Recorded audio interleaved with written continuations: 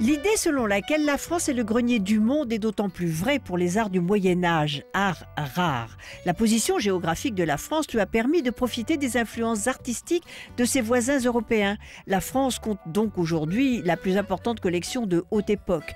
Sur les bords de la Seine à Saint-Germain-des-Prés, la famille Bresset a transformé son nom en référence internationale depuis près d'un siècle. Un savoir transmis au fil des générations centré sur le Moyen-Âge et la Renaissance. Aujourd'hui, Stéphane et Gilles, les petits-fils du fondateur, ont repris les rênes de la galerie.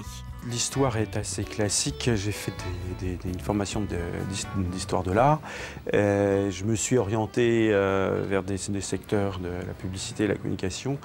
Et puis le jour où mon père a eu besoin d'être assisté et qui m'a fait la proposition de rejoindre la galerie, je n'ai pas beaucoup hésité.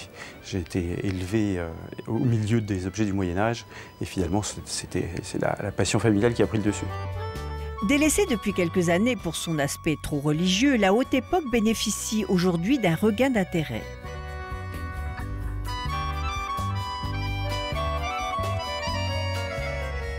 Le marché a évolué, la façon de travailler est assez différente, mais sur le plan des objets, l'évolution n'est pas particulièrement sensible. Le goût nous a toujours porté vers la sculpture médiévale et les objets d'art de belle qualité. L'évolution s'est faite peut-être un petit peu plus au niveau du mobilier. Il est vrai que pendant longtemps, le mobilier haute époque a été très à la mode, le mobilier Renaissance et Louis XIII. C'est moins le cas aujourd'hui. Donc on a progressivement un peu plus recentré notre activité sur la sculpture et les objets d'art. Experts en la matière, les Bresset comptent une clientèle de fins connaisseurs dont des célébrités, mais chut. Ici, la confidentialité est une règle d'or. Ces collectionneurs répondent à un profil plutôt intéressant. Alors les collectionneurs, c'est très varié. Les amateurs d'art médiéval et de Renaissance se rencontrent dans beaucoup de secteurs différents, d'origines culturelles différentes, des classes d'âge. En moyenne, une classe d'âge relativement élevée, mais on voit de nouveaux collectionneurs de gens assez jeunes. Bon, ils appartiennent bien sûr à des catégories financièrement relativement aisées. Les œuvres importantes restent malgré tout à des niveaux de prix relativement élevés. Mais on voit quand même beaucoup de gens assez jeunes se tourner, avoir un goût réel vers l'art médiéval de plus en plus. La clientèle est constituée à peu près pour moitié de collectionneurs français et pour moitié de collectionneurs étrangers, essentiellement européens et nord-américains. Certaines œuvres peuvent atteindre 20 000 €, les plus rares s'envoler à 100 000. Notre travail consiste à faire de l'expertise de la même façon que nous sommes marchands, dans la mesure où c'est vrai que notre expérience nous permet de voir énormément d'objets, de connaître la cote de ces objets en vente publique. Donc nous expertisons pas mal de sculptures notamment et d'objets, notamment pour les commissaires-priseurs, pour les ventes publiques ou pour les particuliers. L'art médiéval, bien que peu collectionné, a ses amateurs, mais aussi ses faussaires.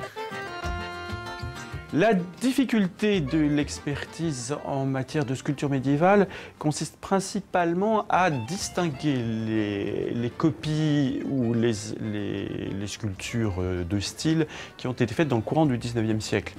Car si la plupart sont assez faciles à déceler au premier coup d'œil, beaucoup de sculptures néo-gothiques de style troubadour, certains sculpteurs, voire faussaires, ont pu produire dans la deuxième moitié du XIXe siècle des pièces remarquables qui ont pu tromper assez longtemps pas mal d'experts, voire même des conservateurs de musées quelquefois.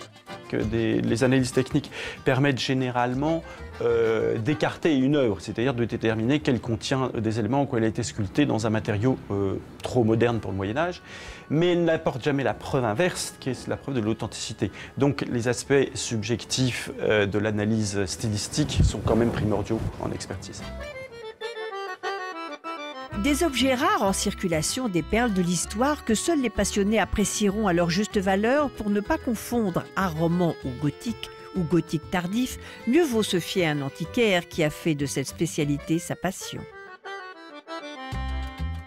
Les qualités pour être un bon antiquaire sont très variées. Il faut être très adaptable, curieux, passionné, être en même temps, avoir ce qu'on appelle un œil, c'est-à-dire pouvoir repérer rapidement dans un déballage, une foire, être capable de cibler facilement les objets qui peuvent s'avérer être intéressants.